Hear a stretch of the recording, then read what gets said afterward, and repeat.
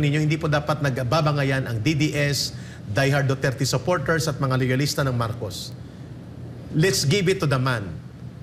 Siya lang po ang presidente na pinanindigan niyang ipalibing sa libingan ng mga bayani ang tinatawag na diktador ng mga CPP, NPA, NDF at ng mga kalaban nila, mga dilawan na mga politiko at grupo.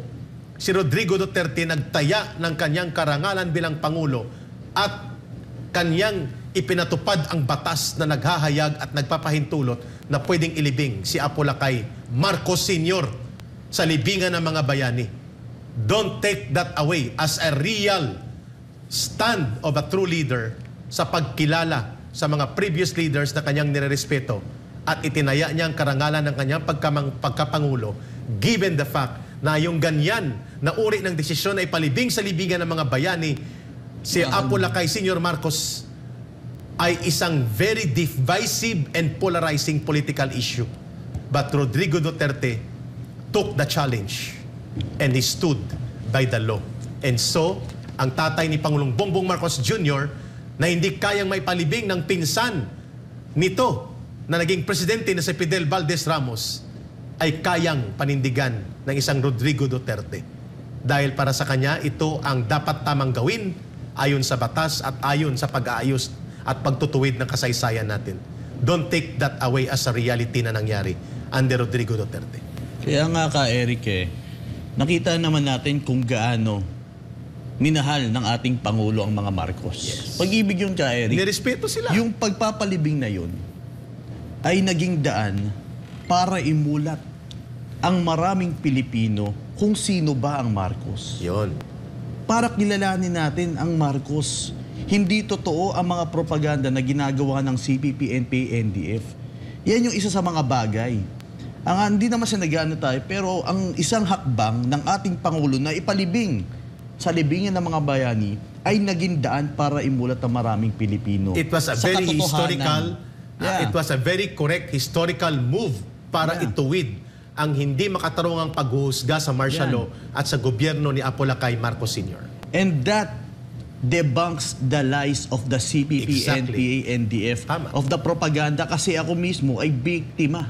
I hate Marcos. Yes, ako din proud. Before, for more than 20 years. Bakit? Ang finifeed sa atin ng telebisyon, ng iba't ibang mga tao, dahil sa propaganda ng CPP, NPA, NDF, ay diktador at magnanakaw. Wala nang iba. Yun lang na-instill sa aking isipan. Yes. Pero binigyan linaw nito. Noong sa panahon ng ating former president, hindi naman, ako'y pinagmamalaki ko ito dahil kabilang ako sa naliwanagan. Sa ginawang hakbang na ito. Bakit ginawa ng ating Pangulo ito? So, sinaliksik ko. Diba? Dito tinanggal ng ating former president ang hatred sa isang tao. I agree to that point. Kaya, so much so, hindi po katakataka kung bakit naging #1 consistent senatorial preference candidate for 3 different surveys na. Eric, may tanong para sa iyo to, or comment about you. This is from Teresa Francisco. Oo nga, spokesperson ka ni Mayor Jed Mabilog ka, Eric, sabi ng vlogcaster. Totoo po yun. Yes. And I never denied it when I was confronted by that sa panahon po ng Senate hearing. And in fact, my name was called out by President Rodrigo Duterte sa unang narco-list noong 2016, August. Sa Davao siya. Midnight yun eh. At ang lahat ay nakikinig. At tinawagan ako ng lahat. Na lumabas ang pangalan mo, Jeffrey Celis, congressman. Congressman ang nakalagay.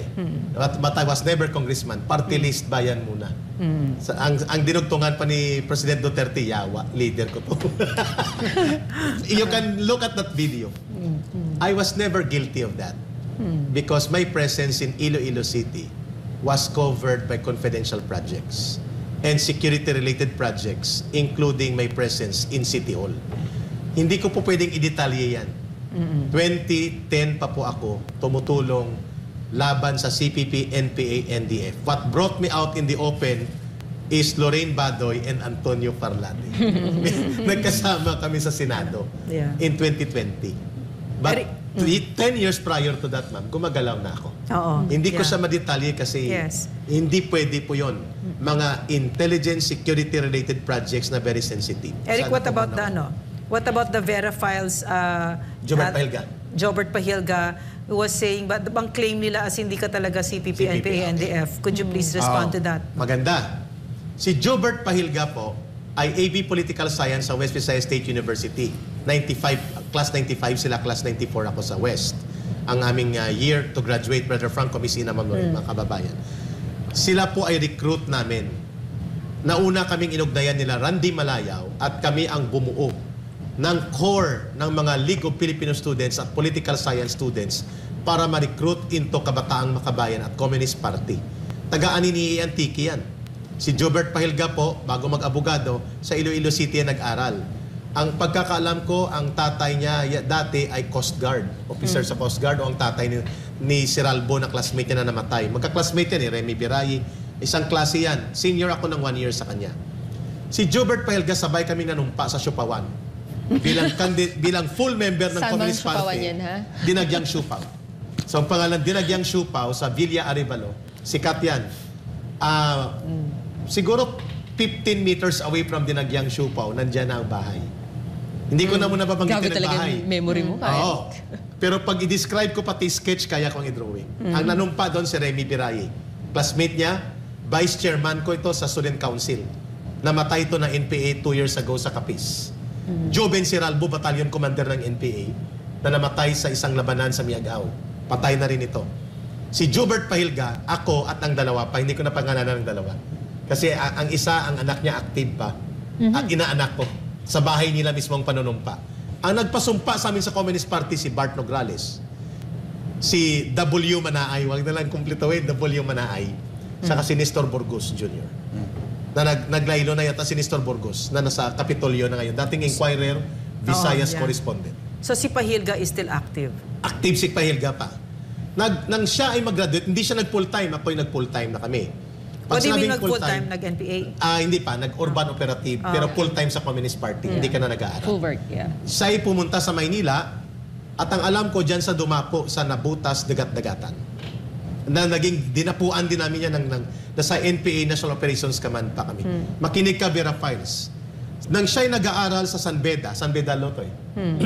Magaling din yan si Pahilga nang nag-aaral pa sa West Visayas State University. Hawak na siya ng Communist Party of the Philippines. At isa sila sa mga core na mga paralegal students na pinapaaral ng Communist Party at recruited na sila para bumuo ng mga legal group ng NUPL. So nauna sila. Ang grupong hawak niya ngayon, Sentro ng Tunay na Reformang Agraryo. Abogado yan nila Randall Ichanes na namatay na NPA Central Committee sa Naboleches 2 years or 3 years ago. Mga kasama ni Vic Ladlad. So si Jobert Pahilga, kilalang kilala ko nang ma-deploy ako noong mga taon 2001, September or July. Pagkatapos ko mag-underground after the elections of 2001 at after the Arab Resign movement noong January, i-deploy ako sa NPA National Operations Command. Ang sumalo sa akin dito dahil wala akong kilala habang inaantay ko ang unit na magpapaakyat sa akin papasok sa area po ng Isabela sa North Luzon, kukunin ako. Si Jobert ang kinuntak ko, Pahilga. Attorney Pahilga yan. Diyan niya ako minit sa Sangandaan, Caloocan. Sa bahay mismo ni Ka Nilo na taga San Juan, Batangas. Tell me na ito'y mga script. Memoryado ko si Canilo. Pasensya ka na, Canilo. Kailangan kong sabihin ito. Hindi ko alam kung nandyan ka pa sa Sangandaan. 3 houses from the corner. Ang bahay na ito, alas 7 ng gabi, dinala niya ako sa Nabutas, Dagat-Dagatan. Ang asawa ni Jobert Pahilga, hindi ko alam kung na-recruit niya sa CPP, nagtatrabaho si Risa, either sa ospital ng Maynila o Tondo Hospital. Okay. Ang lahat ng anak niya, babae. Wala siyang anak na lalaki. O paano ko nalaman ito? And every month, binibigyan niya ako ng 8,000 para suporta sa NPA National Operations Command. Si Pahilga. Si Pahilga kung kumukuha sa kanya. Diyan sa Malabon na Butas. So it's very important for the CPP to discredit you. Yes. At ang ginamit nila sa Pahilga, ang mali lang nila, ay kilalang kilala kong taong ito.